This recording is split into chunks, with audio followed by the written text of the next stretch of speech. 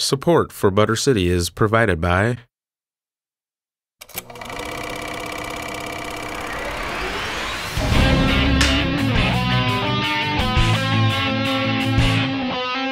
Today we're talking about film festival. That adds color to the story.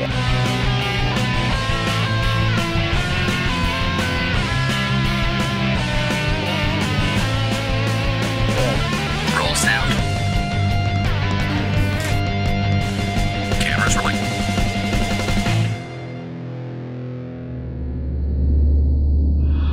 Welcome to this episode of Butter City, the show all about filmmaking with a little bit of a Minnesota twist.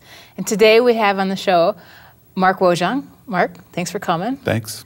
I'm really excited to have you because you're a local documentary filmmaker, but you've won a couple of the Jerome grants, and you got a McKnight Fellowship as well. And you've been turning out feature documentaries kind of consistently. Originally, you started out sort of in the art department. Is that how you first got into the film industry?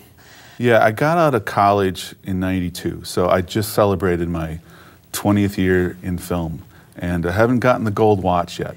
But when I got out of college, I really didn't want the regular type of a job.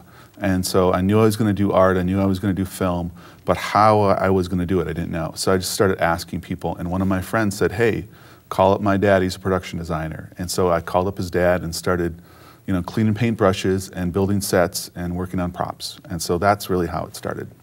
So, you do a lot of other artwork. You do, we were talking before we even started the show about your photography and your installation work.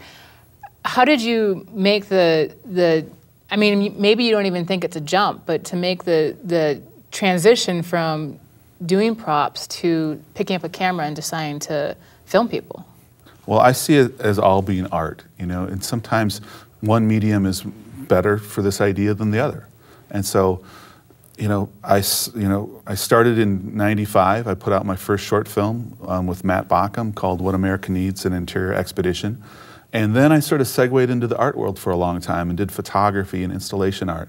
But then in 2002, I think after maybe 9/11 happened, and that short film played at the Ann Arbor Film Festival again, and I was like, you know what, maybe it's time to go out there and make another What America Needs movie.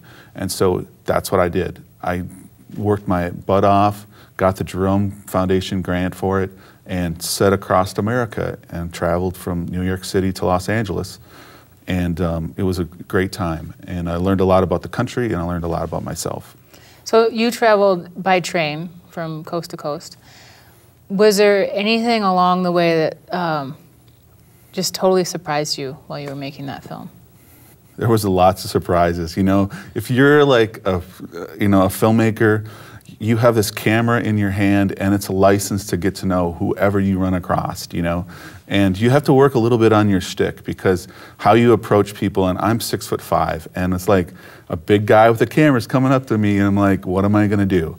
And so I had to refine it a little bit, and one of the things I sort of did is I said, I've come all the way from Minnesota to ask you one question. And then by that time, people were like, wow, this guy wants to ask me this one question. It sort of baits their enthusiasm. And so I think the thing that surprised me on What America Needs is the women. It's like the answers I got from the women in America were it blew my mind. And I hope people watch the film and sort of can see that this collective wisdom that I think I hope we're heading towards a matriarchy, because I'm sick of the patriarchy. Did you meet any characters that you were like, have you ever thought about going back and trying to find a character to make a documentary about? Oh yeah, I think that's what we do, is like, as documentary filmmakers, we're like constantly trying to sort of select and edit certain people that we want to make our next project about, There was an old woman in Charlottesville, Virginia, on that What America Needs trip, and I was in a parking lot, and I was filming by myself, and she was about to get in her car, and she just laid it out on what she thought the country needed. Sometimes people are just so ready to tell you what's going on inside their head, and as a filmmaker, I'm passionate about what's going on inside somebody. That's awesome. I want to take a moment and show people the trailer from this film. So let's watch that.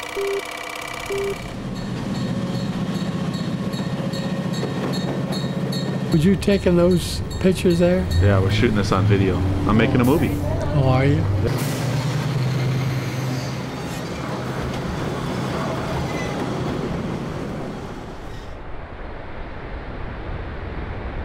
What do you think of American needs, man? Good question, dude. A new president and higher taxes. Somebody to run the country that can run it. Let's have peace, not war. America doesn't need anything. A woman president. Better wages, Education. more respect. Sacrifice.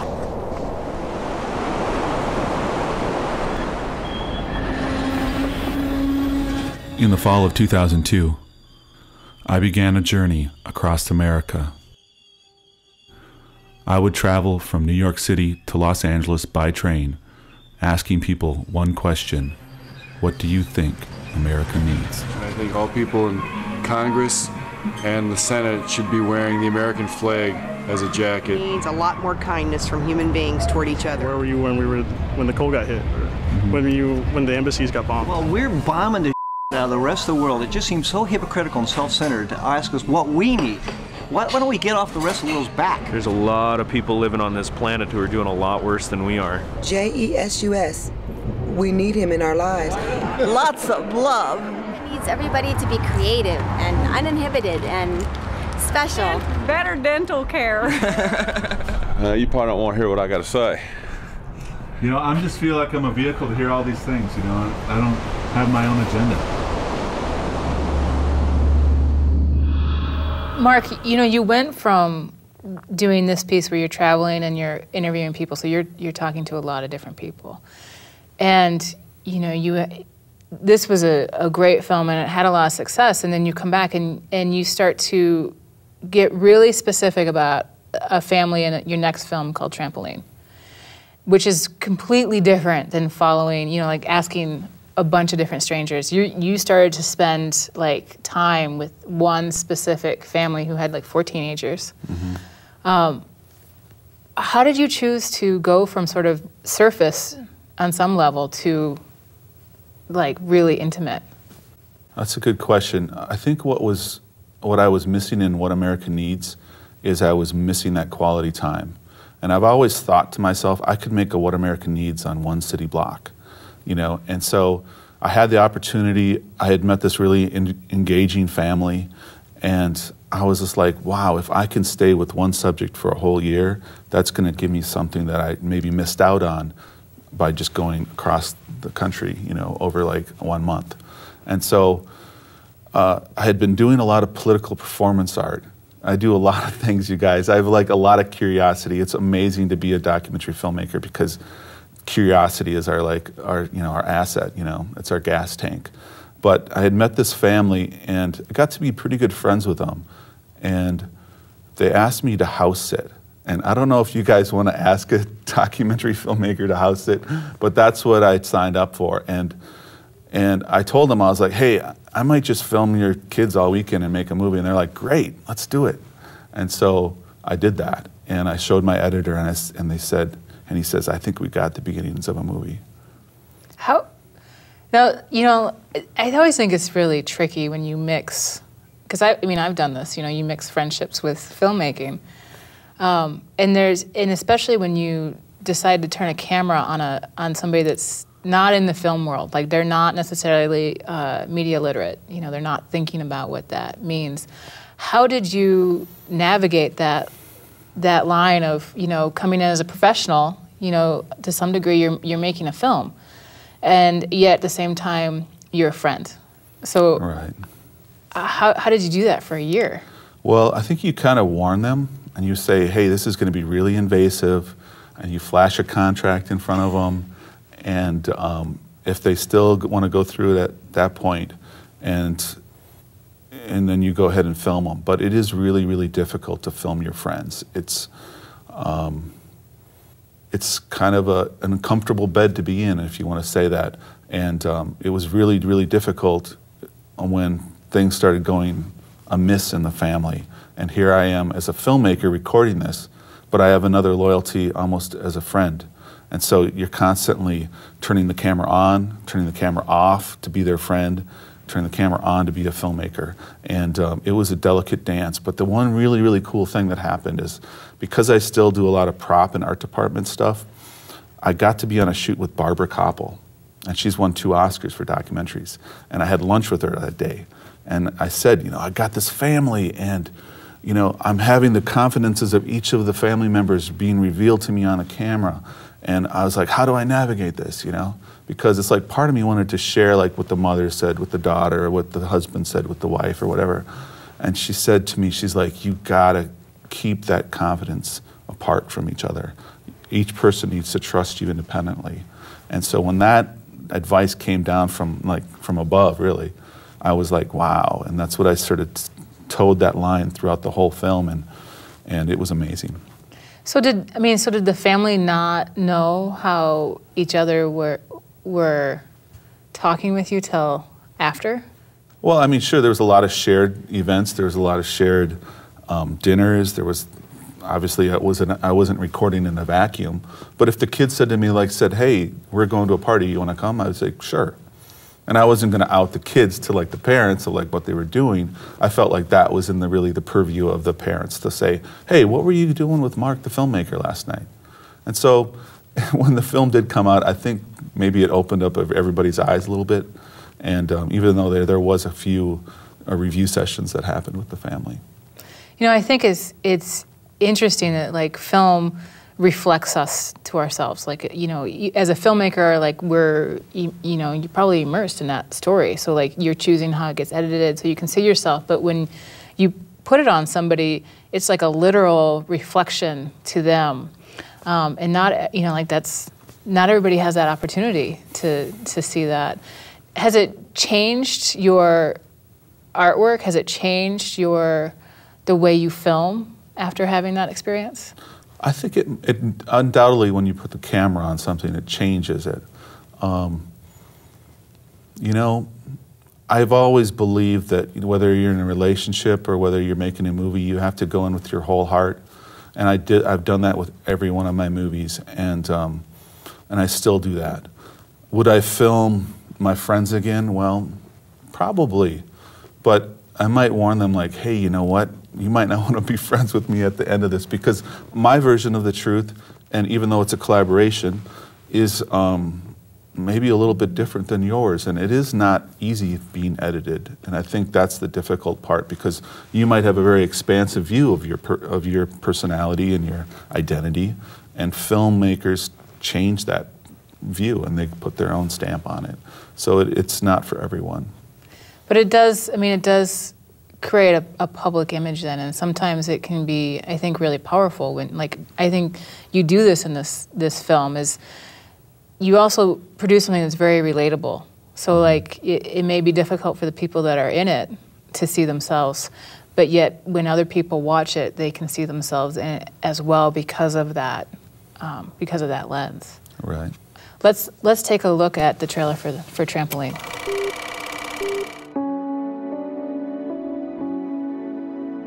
Well, I would hope that people watching this movie aren't dealing with one of the adults who's psychotic, a son with bipolar. I think there are a lot of people who deal with a kid with addiction. I think anybody dealing with a bunch of teenagers all at once is overwhelmed. Different ways to divide the world up into groups, right? The group that has teenagers and the group that doesn't. With the kids, we're equal but different. We are the adults. We do have responsibilities that they don't have. But as a person, we're each equal. It's like we're all twins or something. We can read each other's minds. Well, I was on a lot of drugs and I would sleep in the woods at Hidden Beach.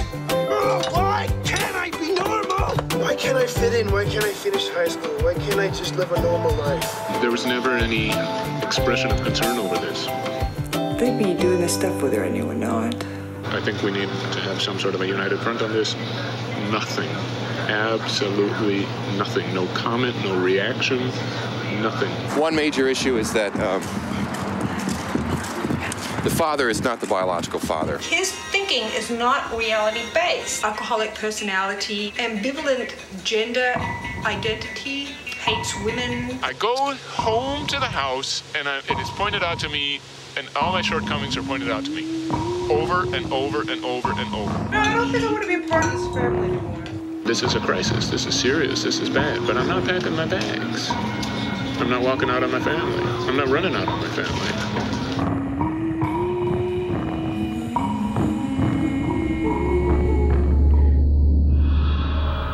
So Mark, you finished up Trampoline, and I know it went on to like the Doc Fest, and it played here in the International Festival. And then you produced this next film called Getting Lost in My Own Art, which is a short film. But it takes a look at what was your mentor, James Bakkom, right? Yeah. And how did you, I mean, so this is the guy that you first, is this the father of the friend? Because I was recognizing the names there that when you first got out of college, gave you a paintbrush. Yeah, yeah. I literally got out of college and was looking for a job like everybody else out there. And I started working in his scene shop, building props and sets with him. I mean, pretty much cleaning out brushes when I first was, given a job. But it opened my eye into like the world of film and video and the aspect of illusion. And I'm really, really interested in what looks real on camera might be, it might be this little corner of a set, but the art department, the sets and the props and all that stuff, we create this illusion for the camera. And so I learned that with James Bakkom and worked with him in his shop as a freelancer for 7 years. And I always was making my own art, and the cool thing is that this is what he did too. Whenever he wasn't on a job, he was back in his studio. So I've kind of modeled my life after sort of his model. And so it's like you work when the work is there, and when it's not there, like sometimes in the winter in Minnesota, there's not a lot of freelance work. Then you make your art, you make your films, you make your paintings or whatnot. And I mean, have you found that like one feeds the other? That when you flow from painting to installation to film work, that you're taking kind of lessons from each of those? Oh, sure. And you know what? So much about film is a collaboration, as you know. And so it's like, and so many of my films have gotten so much better because of the team that I've been able to pull in. And so many of these people on the team were people that I've, was a production assistant, on some corporate job that they were doing, or I maybe was building a set for this or whatever. And so it really introduced me to the filmmaking community. And I could go and list many, many people on all the credits of how I first met them. So it sort of fed both of each, it fed both things, yeah. As a mentor, when you made this film, how did that go down between the two of you? Like, I mean, does he really like it? He's like, hey, that's cool. Or, how did that work out? Jim loves this movie. He totally loves this movie. His wife actually told him he could not watch the movie anymore unless he had new people watching it with him. So, I mean, this is something that he's had on repeat on his VCR for many, many, many times. But, yeah, so it was so cool to make a movie about my mentor, because it's like, when I first started working with him, I started like, sometimes I'd bring my video camera to the shop, and I'd be like, I'm just gonna film us for a little bit here, Jim. And that's, some of those early shots made it into this movie. So I've been filming Jim for 15 years. I just decided like last year to like, hey, I need to make a movie about him. That's got to be really rewarding to have a mentor and then, be able to give him this reflection of his work that he loves and watches all the time. Oh, it can't get any better. It is like, in some way I can die and go to heaven, because it's like I've given him the gift of like what he gave me was, an opportunity to like work with him and work in the film and video business. So it was perfect.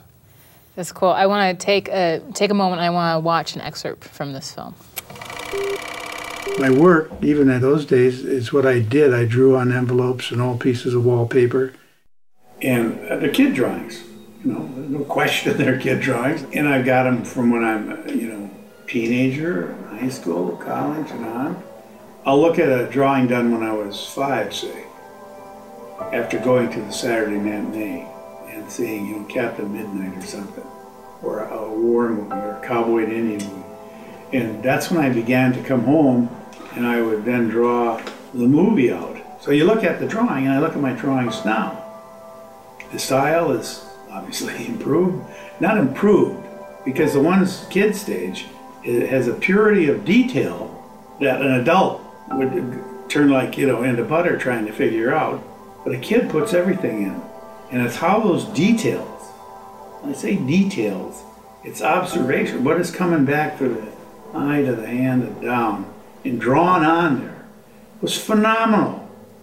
So that's a thematic thing in my style, and I can look right up to the drawings that are coming out of the scarecrow business as the detail. Along the way, I learned about line, highlight and shadow, light source, weights of lead, or pen and ink, and it's all magic. Mark, you've made, film after film after film, but you also, one of the things I really like about you is that you're also very much about organizing people to get together and watch stuff. And you've been doing this at Casket Cinema, which is at the Casket Art Building. Right. How did you first decide, I'm going to do this on, it's a monthly basis, right? Pretty much, yeah. That you're going to do this every month, and then you're going to pick these films and you're going to bring these people together. What motivated you to do that? Well, it was another thing, it's a combined effort. I mean, about 5 years ago, we've been going 5 years. A buddy of mine that I'd met at Frogtown Artist Co-op in St. Paul, he's like, hey man, we got to start showing movies, to encourage peace and anti-war stuff. And I'm like, cool, I have a studio, I have a video projector, let's do it. And so Wilbur Ince and I started Casket Cinema to create a community of people that love documentary film. And I figured, like, from the simple premise that, like, if I show movies that I like, maybe I can build up an audience that may like my movies, and achieve, like, global peace and, end war, I don't know. But we don't just show those types of films anymore. We show a broad spectrum of films, all documentary, all independent. It's great. I think the first time I met you, it was at a Media That Matters screening at Grumpy's. Yep. So I mean, you've been trying to put films out there for folks for a long time, even longer than the 5 years. Oh yeah. Before Casket Cinema, we did City Club Cinema, which is at Grumpy's, and those were started by a couple buddies of mine. So I've had friends that have been presenting movies. It just took me a while to sort of have my own series. And I know, like, recently you were just at Burning Man. I was. Because I was watching the photos from that, which were great. And when you go to Burning Man, we were talking a little bit about how you go there to watch films. I mean, not completely just to watch films, but you like to watch films at Burning Man. I didn't even know they showed films at Burning Man. First of all, tell folks what Burning Man is. Well, Burning Man is the biggest arts festival that I've been to, and it's set in the middle of the desert with 60,000 people. And there's a little bit of everything going on at Burning Man. I mean, there's lots of music, there's lots of sculpture, there's lots of performance, but it also is becoming a groundbreaking place for ideas, whether that be in the form of lecture or films or yoga or spirituality. And so, to check off all my Burning Man boxes, I wanted to go see a couple films. And this year at Casket Cinema for the Solstice show, we had Electronic Awakening, which I saw at Burning Man. And then next month, and then we're also showing this movie Thrive. And what's are they themes that come from Burning Man, or? Well, I think with Burning Man, is there to sort of, for people to enjoy art, but also to sort of have a greater sense of consciousness and awareness about our planet and about our individual sort of lives. And so I think those types of movies are maybe being programmed at Burning Man. And so, how do you, because I know you do freelance work as well, how do you balance these ideas, these realities that you seem to be aware of about your filmmaking and kind of a responsibility about your connection to community, with, at the same time, this drive to, like, professionalize, to make a living, to be employable. How do you work with those?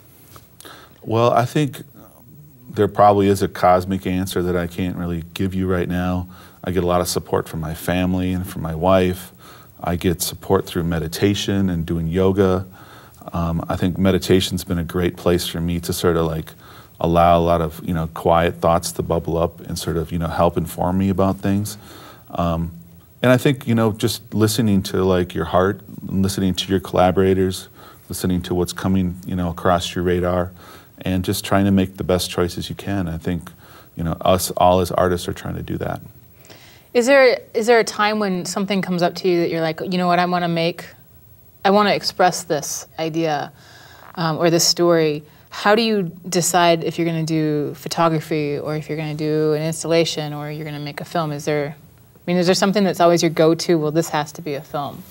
Well, I heard this great interview on public radio, and Margaret Atwood was asked this question. And I was literally gripped in my car, you know, and like, oh my gosh, this is the coolest. And somebody asked her, like, how do you decide which book to write? And she said, you write the book that you can't stop thinking about.